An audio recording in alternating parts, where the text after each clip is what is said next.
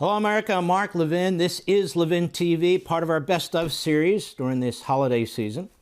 We're focused this evening on Black Lives Matter. The only problem with Black Lives Matter is they don't give a damn about Black Lives Mattering. It's an amazing thing. It is a Marxist organization that preaches mayhem. And we have corporatists around the country who've given them millions and millions of dollars. Not just corporatists, basketball players, Oprah Winfrey, others. They think it's so cool to support a Marxist organization that, again, uses race. It is a critical race theory operation to advance its agenda. It is destructive, especially of the black community. Let's take a look. This is where freedom rings. If you believe in America, if you believe in the Constitution empowers us. It's a new day. America's back. America's back, and America's going to get strong again. We're going to defend America, and we're going to defend our interests. Liberty's voice, Levin TV. You know, it's interesting. I get people who ask me about Black Lives Matter and their spending. You can see how corrupt the organization is. One of the founders now has multiple million-dollar homes. She's also been busy plotting her Marxist agenda in some of the most expensive resorts in California.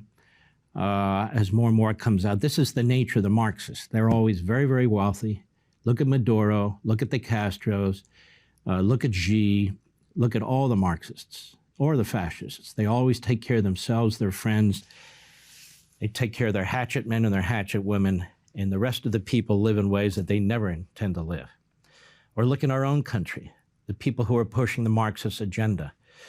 People in the media who make millions and millions of dollars, billionaires like Oprah and LeBron, who I was talking about earlier, they have no intention of living like a Marxist. They have no intention of returning to these communities, but they're telling us how the rest of us should live. The problem is we get sucked into this vortex. And so our economic system is turned inside out. People begin to lose their jobs. People begin to lose their businesses. You lose your tax base. That means people who are retired on pensions and need the taxpayers behind them to help support them, those pensions are going to go away. Medicare and Medicaid are going to go away. All these things are going to go away because the spending is profligate. It's like raining cash on Americans, just raining them, trying to figure out, you get free college, we're going to pay off your student loan. How about family leave, free prescription drugs, free health care? Ladies and gentlemen, you know what happens with an impossibility? It becomes a nightmare. They're going to impoverish this country. Jake Tapper used to be a serious journalist. He used to work for ABC. He used to be a White House correspondent. I went on a show once or twice, I think, Mr. Producer, but that was it. He kept inviting me back, and I said, no, that's all right. I don't want to be on CNN. But it's before CNN actually became as repulsive as it is today. He has lost his mind. He was always a partisan, but he tried to control it, but he has lost his mind. People mock him on social media. There's no professionalism anymore.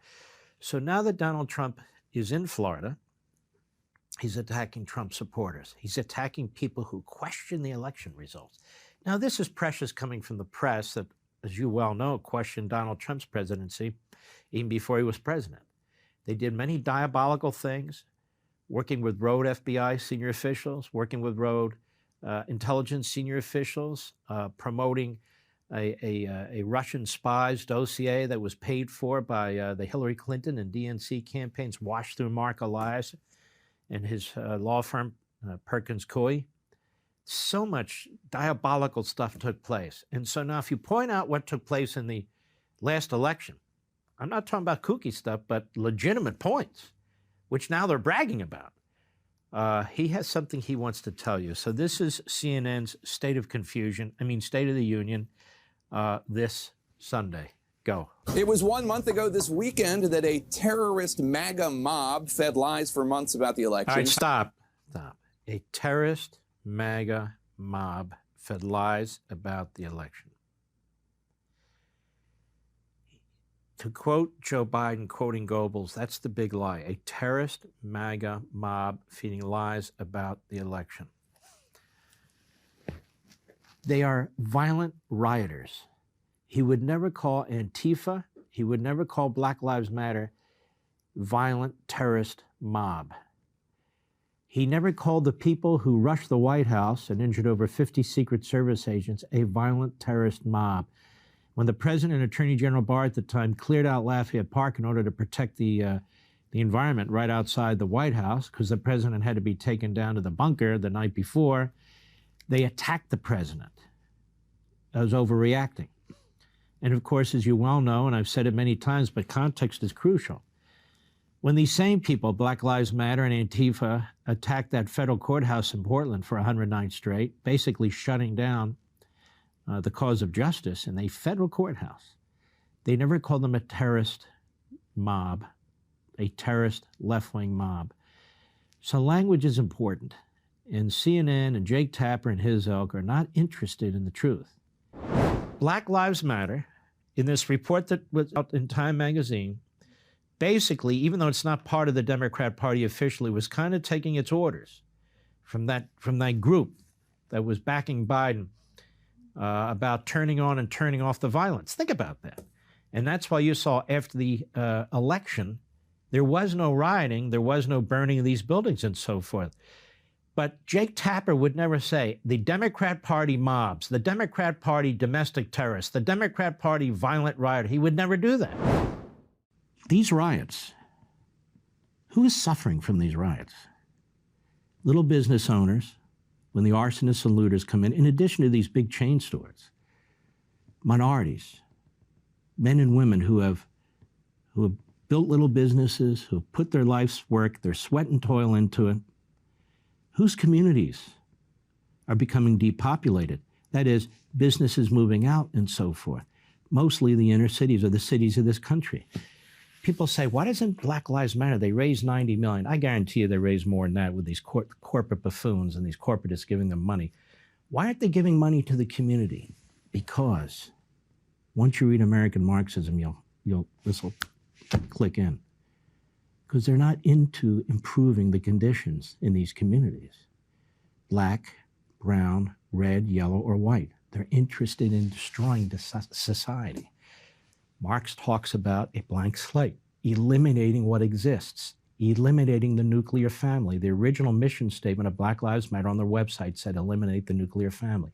Why? The nuclear family reinforces the existing cultural society. Marx says the culture must be destroyed.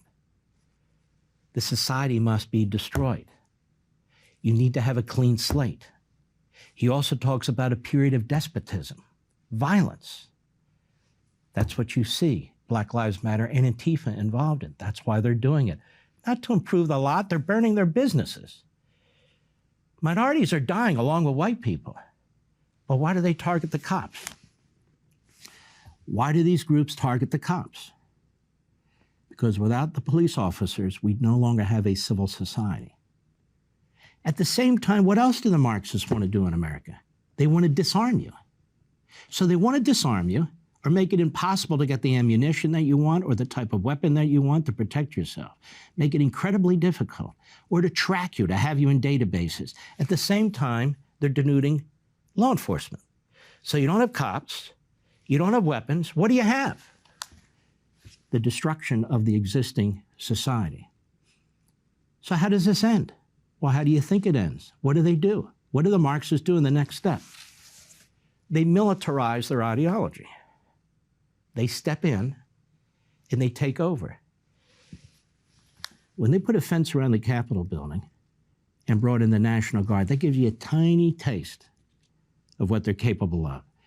They didn't bring in the National Guard to stop night after night the attacks on that federal courthouse in Portland. They didn't bring in the National Guard to protect several blocks of neighborhoods in Seattle, did they? No. They didn't bring in the National Guard to protect the center city of Minneapolis, did they? No. They didn't bring in the National Guard in Philadelphia. They didn't bring in the National Guard in New York City. No, they didn't do any of that. But they brought in the National Guard to protect the Capitol building. This Patrice Colliers, one of the 3 co-founders of Black Lives Matter, is now a multimillionaire. She has several very nice homes, including a multi-million-dollar home in the Los Angeles area. She drives nice cars. She takes very expensive vacations, and she's still down for the revolution. Now, this kind of hypocrisy should not surprise you. When you look at Castro in Cuba, when you look at Stalin in the Soviet Union, when you look at Mao in China, when you look at Brezhnev, so forth, these Marxists or Marxist type governments, this is what happens. The people who are in charge live extraordinarily well. They live like billionaires. You see Maduro in Venezuela, they say he's worth tens of billions of dollars. So is Chavez. So these are the types of really sick minds that run these countries. Meanwhile, people are destitute, they can't eat, and they keep waving around the Communist Manifesto like they're for the people. Well, it's same with this particular person at Black Lives Matter, a co-founder, Patrice Colliers. A soundbite was found when she was addressing King's College in London. And I wanted you to take a listen. It's less than a minute.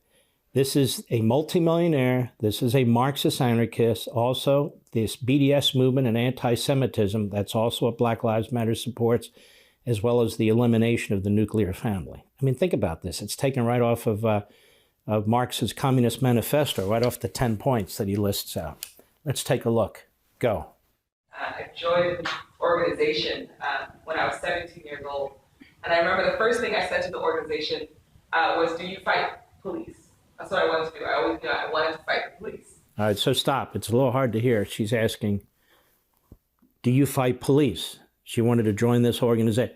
I need to know, do you fight police? Because she wants to fight police. Bizarre. Go ahead. They were the single most sort of terrorist organization in my life.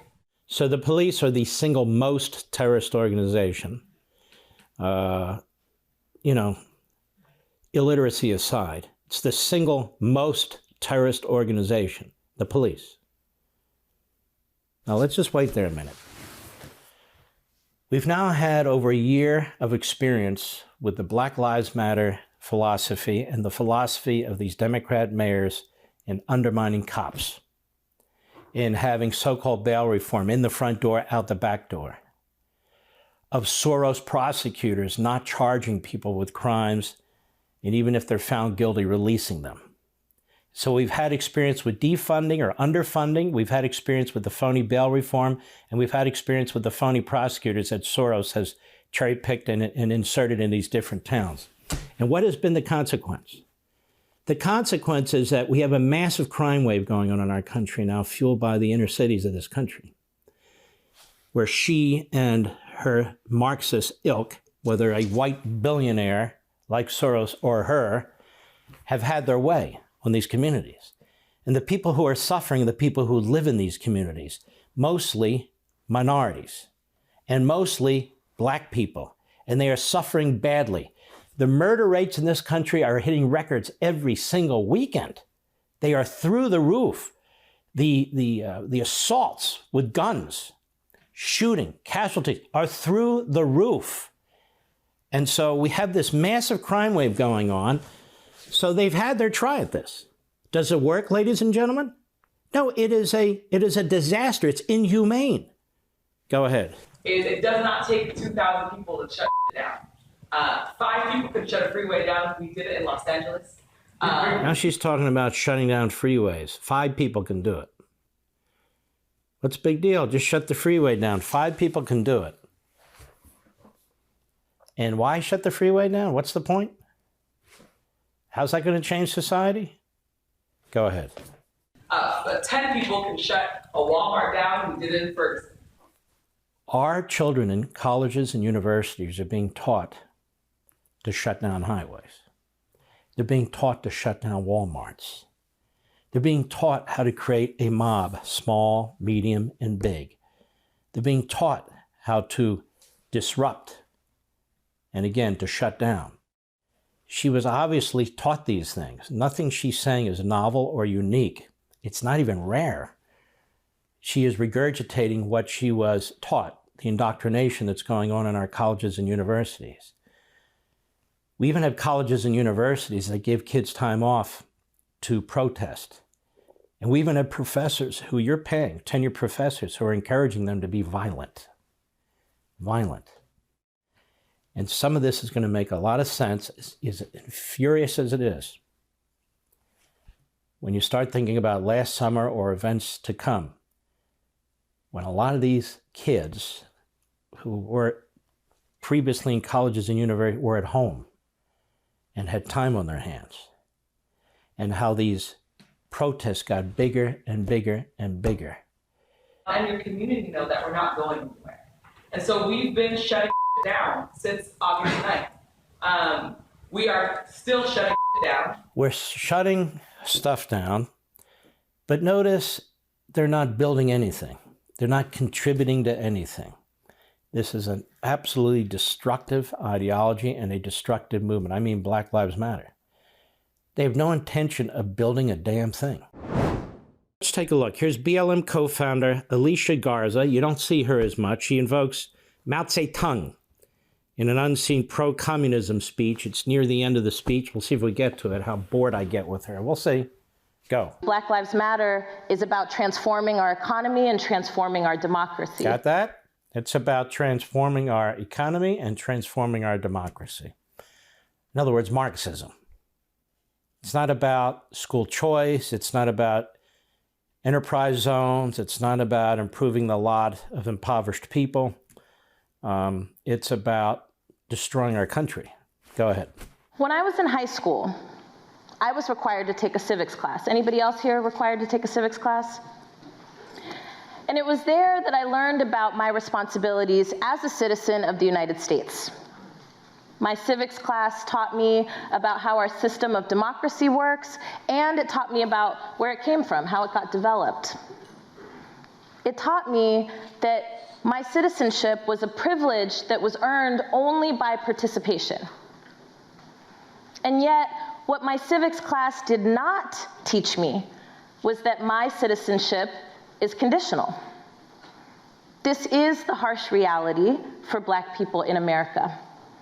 We are expected to participate in democracy without receiving the full... What does that mean? I don't even know what that means. First of all, we're not a democracy. We're a constitutional republic. This is very, very important. It was important at the founding. Marxism is a phony populist nationalist movement. That's why I don't like those phrases that so many conservatives embrace. But it is a populist nationalist movement that winds up being a vicious one-party rule, genocidal dictatorship.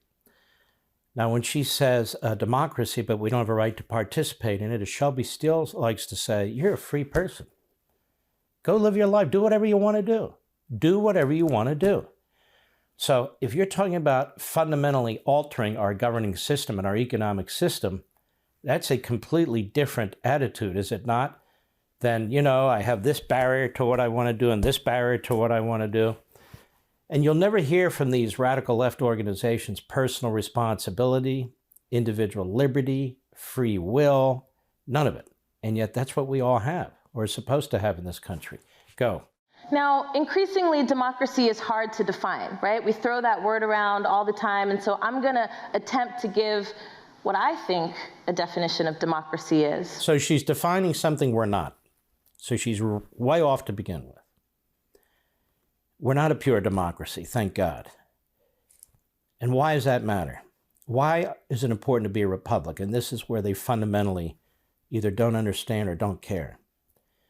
Because there's certain truths, eternal truths, that have nothing to do with voting and nothing to do with democracy. And that is, you have unalienable rights, you're an individual human being, and the government should not molest you or interfere in your life with certain limits. That's what the Declaration of Independence is all about. And the government is to be a representative government. We don't want a democracy. Not everybody agrees on what democracy is, but one thing that I hope we can all agree on is that democracy has continuously excluded Black people. Black folks have Democracy has continuously excluded Black people. We can all agree on that? She can't define it, she says. We can't agree on it, but we do know it has continuously excluded Black people. Where so? Which state? What town? What is she talking about? The most open system, economic system, is capitalism.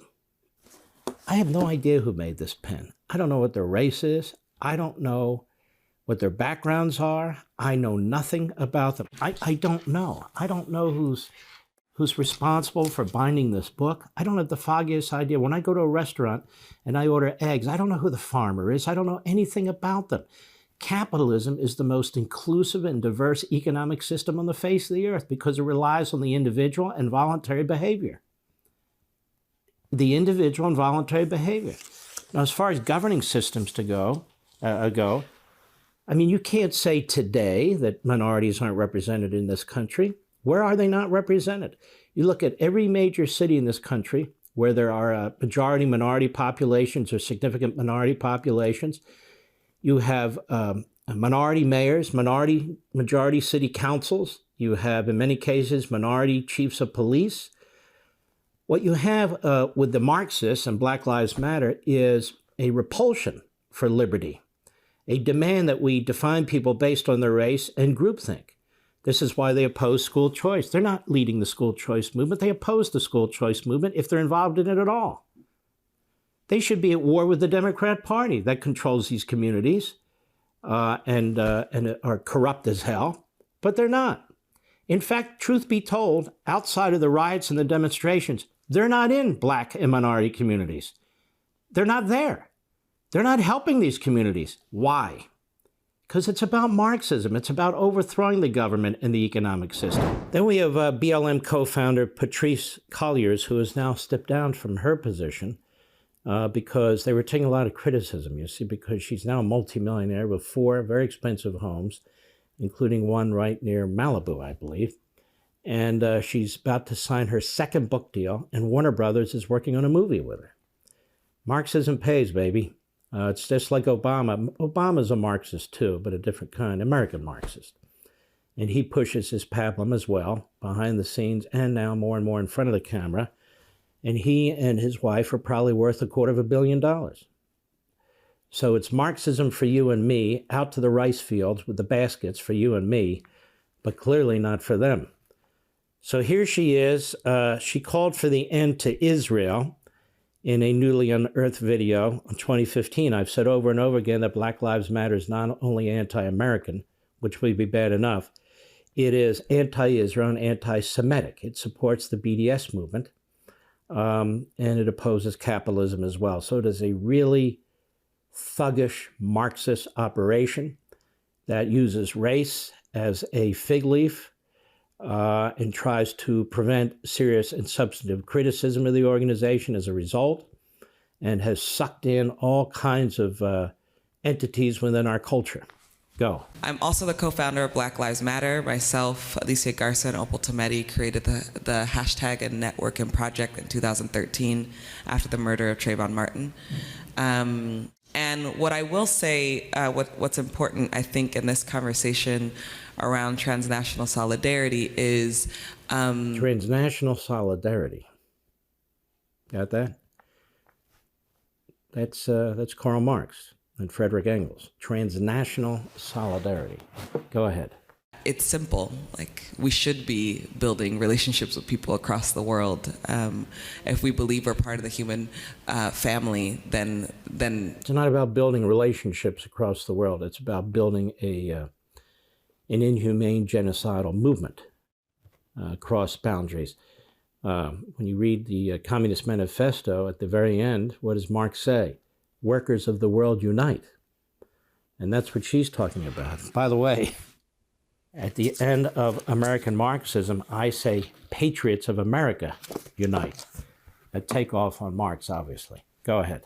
We need to sort of push ourselves in particular ways to see the connections always. The other thing I'll say is Palestine is our generation South Africa. And if we don't step up boldly and courageously to end the imperialist project that's called Israel, we're doomed. And I think that I had learned about Palestine for a long time. I had known about it, been wanting to travel, and I was really, really grateful when the Dream Defenders asked me to come on the delegation. But nothing would have prepared me for the level of militarization and the level of violence that we would witness those 10 days inside of Palestine. Nothing would have prepared me for the ways in which we witness people's terror.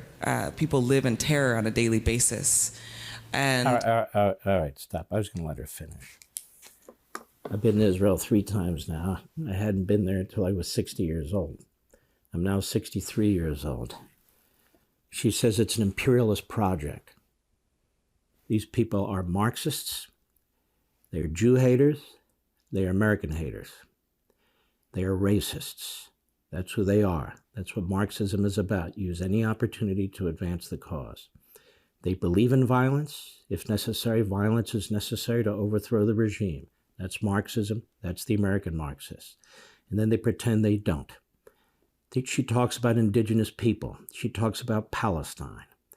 The indigenous people in Judea and Samaria, Jerusalem, were the Jews almost 4,000 years ago. If they're not indigenous people, then what are indigenous people?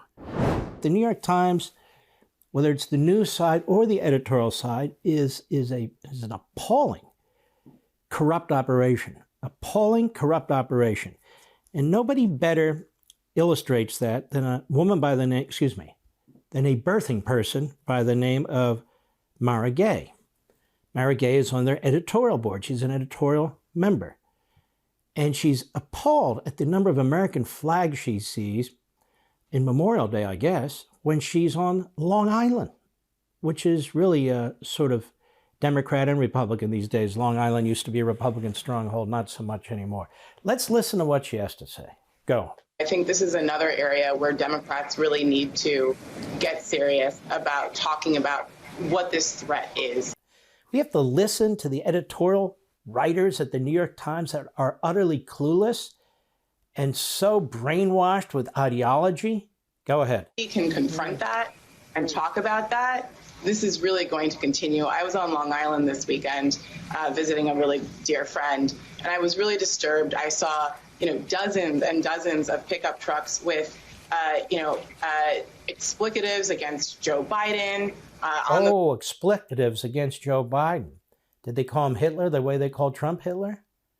I don't think so, but that offended her. Yes, go. Trump flags and some cases. Trump flags? You can't have Trump flags. You have to have BLM flags. Everybody knows that, or Antifa flags, or even Palestinian flags, or the hammer and sickle flags. We've seen those among Antifa and Black Lives Matter. But the Trump flag, can't have the Trump flags, ladies and gentlemen. That's too much whiteness. Go ahead. Of American flags, which... Ooh, the American flag? I'm very confused at this point. So we can burn the American flag, but fly the Black Lives Matter flag? Do I have this about right? Go ahead. Is also just disturbing because essentially the message was clear. It was, this is my country. This is not... Oh, so if you have the American flag, you're saying this is my country.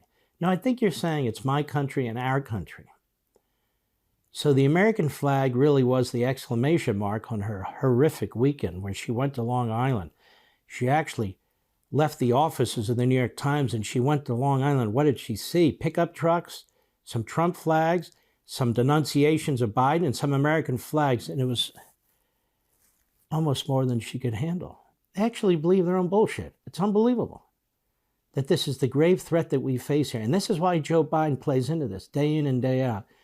Mr. Segregationist himself says this is the greatest threat we face. Oh, this and climate change. So he's pushing the CRT stuff. He's pushing the climate change stuff. He's pushing the transgenderism stuff right down the line. And if you don't support it, you're a white supremacist. And as I said the other day, well, what if you're black and brown and red and yellow and don't support it? Are you still a white supremacist? The answer is yes. Because as I said before, they have a phrase for that. Your mind has been colonized by white people. Did you know that? Your mind has been colonized by white people.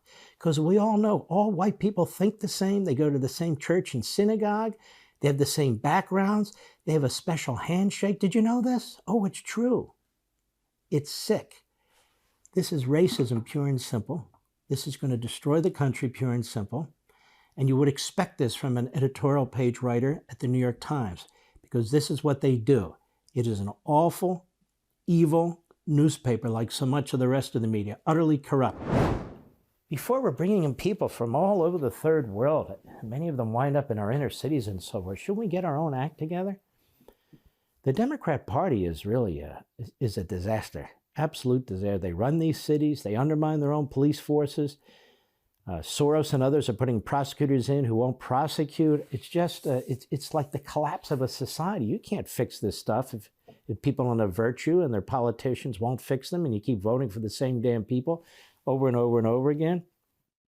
And it's not just Chicago. This entire Black Lives Matter, Antifa, anti-cop movement, defund or slash budget movement has had an impact on American lives.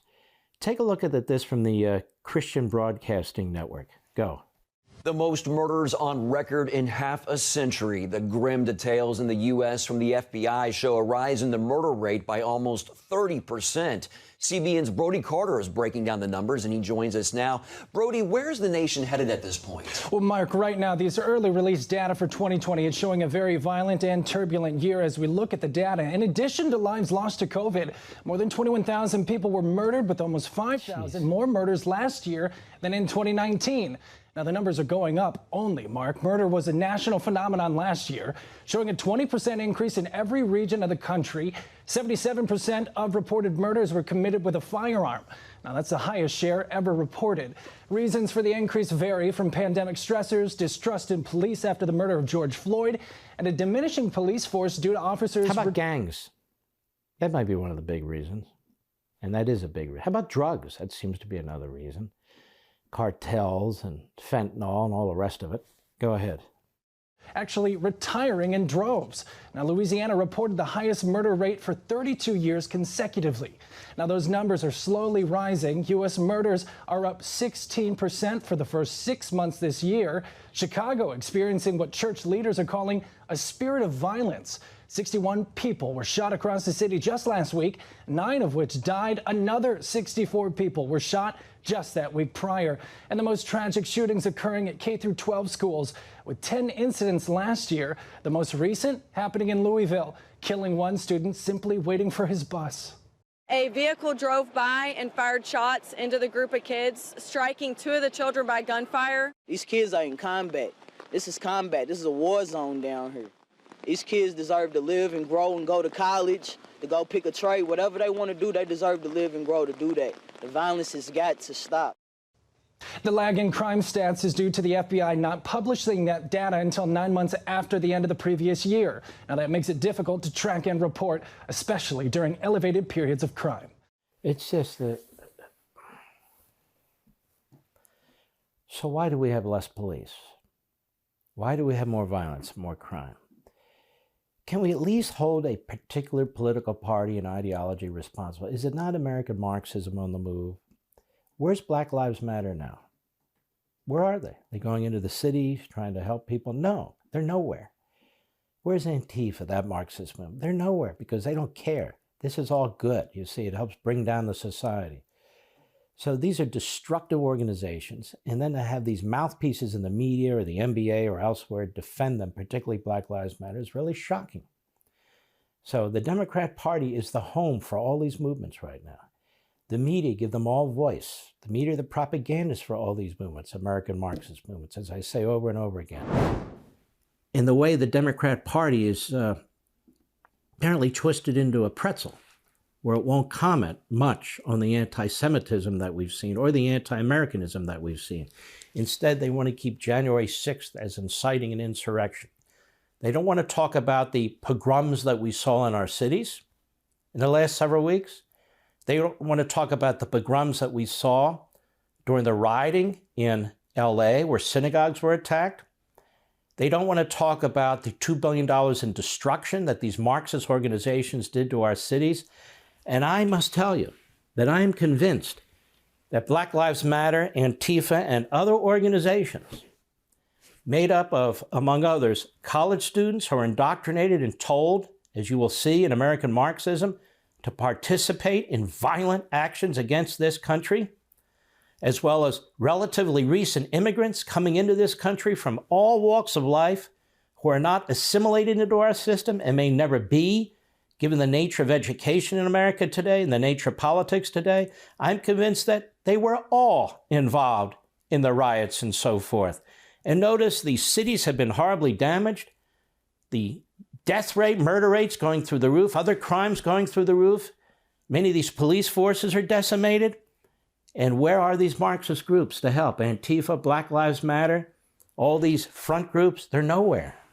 They don't give a damn about the people in these communities. And they don't give a damn about these communities.